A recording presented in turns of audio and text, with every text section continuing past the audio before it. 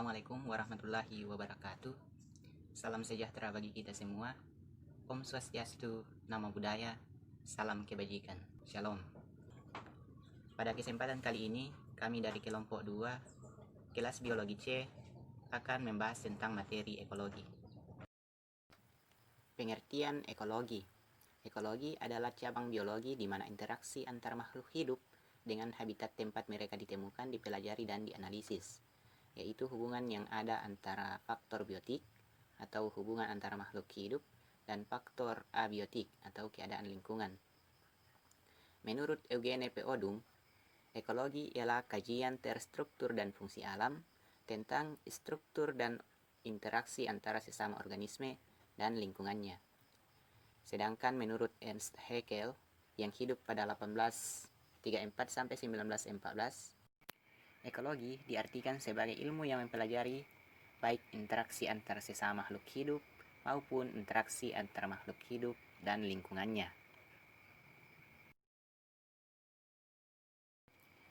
Secara etimologis, ekologi berasal dari bahasa Yunani yaitu oikos yang artinya habitat dan logos yang artinya ilmu. Jadi, secara bahasa, ekologi diartikan sebagai ilmu yang mempelajari tentang hubungan antara sesama organisme dan juga antara organisme dengan lingkungannya.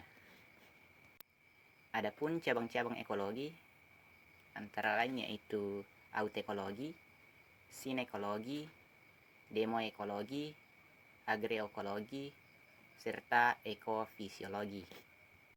Autekologi adalah cabang ekologi yang mengkaji tentang adaptasi suatu spesies terhadap kondisi tertentu dari faktor abiotik. Sinekologi atau sering juga disebut dengan komunitas ekologi, yaitu cabang ekologi yang mengkaji tentang interaksi antara komunitas biologis dan ekosistem. Demoekologi atau dinamika populasi yaitu cabang yang mempelajari dari ekologi dan demografi karakteristik utama komunitas atau populasi yang menempati habitat tertentu. Kemudian agroekologi, yaitu cabang yang dimulai dari pengetahuan ekologi dan agronomi untuk mengembangkan model produksi pangan yang mempertimbangkan ekosistem dan lingkungan sosial. Kemudian ekofisiologi atau ekologi lingkungan, yaitu cabang ekologi yang mempelajari fenomena fisiologis di lingkungan yang dapat mengalami perubahan karena berbagai fenomena alam ataupun aktivitas manusia. Kemudian, adapun ruang lingkup ekologi, yaitu dimulai dari tingkatan individu, populasi, komunitas, ekosistem, serta biosfer.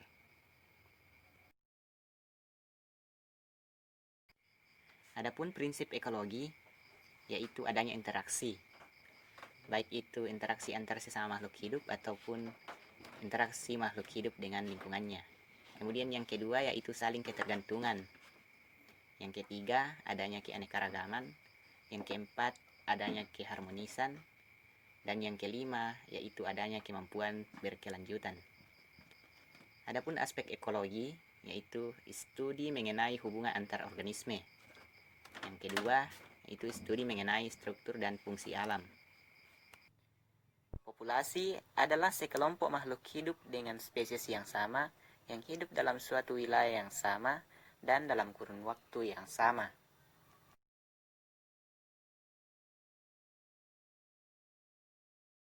Sifat-sifat interaksi antar populasi yang dibahas dalam ekologi adalah netral, predasi, parasitisme, komensalisme, serta hubungan mutualisme. Hubungan netral adalah hubungan di mana suatu organisme atau populasi hidup bersama tanpa saling mengganggu antar populasi yang satu dengan yang lainnya. Sedangkan predasi adalah hubungan antara mangsa dan pemangsa atau predator. Hubungan ini sangat erat karena predator tidak akan bisa hidup tanpa adanya mangsa. Hubungan parasitisme adalah hubungan antar organisme yang berbeda spesies, yang mana salah satu dari spesies organisme tersebut hidupnya bergantung pada organisme lain. Komensalisme adalah hubungan antar dua organisme yang berbeda spesies, yang mana salah satu dari spesies organisme tersebut diuntungkan, sedangkan yang satu tidak dipengaruhi, tidak dirugikan, dan tidak diuntungkan. Sedangkan hubungan mutualisme adalah hubungan antar organisme yang berbeda spesies, di mana kedua belah pihak saling menguntungkan.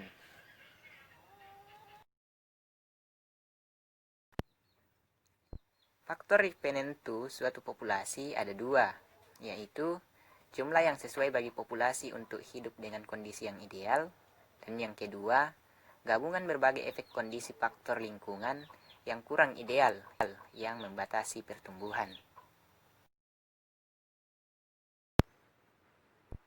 Adapun faktor yang mempengaruhi populasi yaitu kepadatan dan kondisi lingkungan.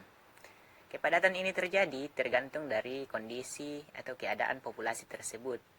Misalnya rentang umur, kelahiran, adanya migrasi yang terdiri dari emigrasi dan imigrasi. Kemudian kondisi lingkungan yaitu adanya persaingan, distribusi makanan, iklim, serta penyakit.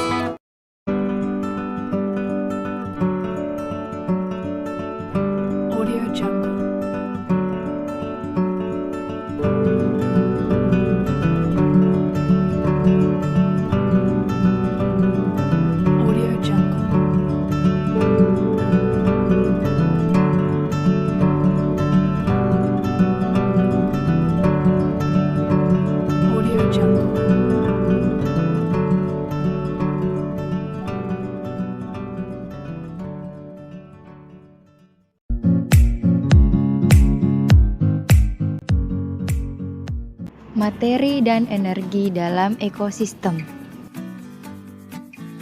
Kita sudah mengetahui bahwa setiap organisme yang hidup pasti membutuhkan energi untuk bertahan hidup. Nah, di sini adalah gambar tentang aliran energi. Saya telah menampilkan sebuah gambar tentang bagaimana proses aliran energi dalam ekosistem berlangsung. Tahapan pertama yaitu matahari. Sumber utama energi di dunia ini adalah matahari. Matahari akan memancarkan cahayanya untuk masuk ke dalam sebuah ekosistem yang nantinya akan dimanfaatkan oleh tanaman.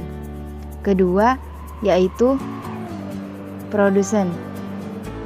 Yang berperan sebagai produsen di sini adalah tumbuhan. Nah, tumbuhan bertugas untuk mengubah cahaya matahari menjadi sebuah energi. Energi yang telah terkumpul di dalam tanaman tadi kini berpindah ke hewan herbivora yang mengonsumsi tumbuhan. Namun, energi yang dapat berpindah tidak 100% melainkan hanya sebanyak 10% saja. Dan keempat, yaitu hewan herbivora ini akan dimangsa oleh hewan karnivora atau konsumen tingkat 2 saat hewan karnivora mengonsumsi hewan herbivora, maka akan terjadi perpindahan energi kembali dari hewan herbivora ke hewan karnivora. Energi yang mengalir dalam proses ini juga hanya sebesar 10% dari total energi. Dan yang terakhir adalah saat organisme lain membusuk, maka jasad dari organisme tersebut akan diurai oleh bakteri pengurai atau akan terjadi dekomposisi. Jenis-jenis aliran energi dalam ekosistem. Nah, jenis yang pertama yaitu tingkat trofik. Tingkat trofik merupakan tingkatan dari sekelompok organisme yang hanya memiliki sumber makanan tertentu. Jenis yang kedua yaitu rantai makanan. Jenis yang ketiga yaitu jaring makanan. Nah, yang terakhir adalah siklus biogeokimia. Biogeokimia merupakan perpindahan suatu senyawa kimia dari lingkungan ekosistem yang berbentuk komponen abiotik ke dalam tubuh sebuah organisme sebagai komponen biotik, lalu dikembalikan lagi ke komponen abiotik.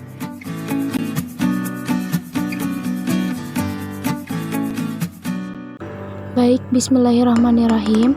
Kali ini saya akan menjelaskan daur materi dan piramida ekologi. Pertama, daur materi. Daur materi sendiri adalah siklus perubahan dan perpindahan materi yang terjadi pada rantai makanan. Daur materi ini terbagi atas dua, yaitu daur materi senyawa dan daur materi unsur. Pertama saya jelaskan daur materi senyawa. Daur materi senyawa adalah daur materi kimia yang terjadi proses perubahan bentuk sedangkan pada ikatan molekulnya menetap. Contohnya pada daur air, seperti pada gambar yang telah saya paparkan. Kedua, materi unsur adalah yang proses perpindahannya melibatkan perubahan bentuk dan juga ikatan molekulnya.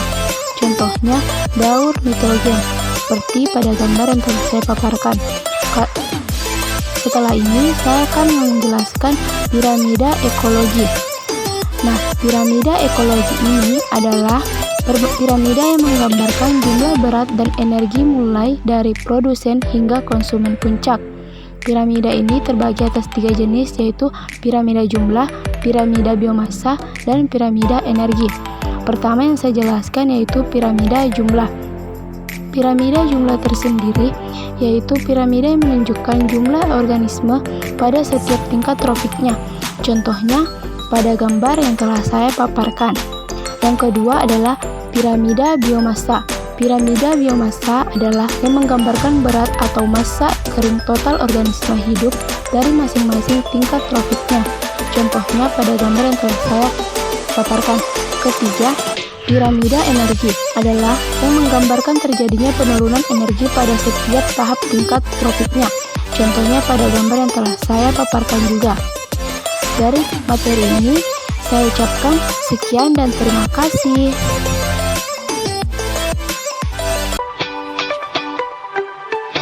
Rantai makanan dan jaring-jaring makanan. Rantai makanan merupakan peristiwa makan dan dimakan antar sesama makhluk hidup dengan urutan-urutan tertentu. Dalam suatu rantai makanan terdapat produsen, konsumen, dan juga dekomposer yang memiliki peranan masing-masing.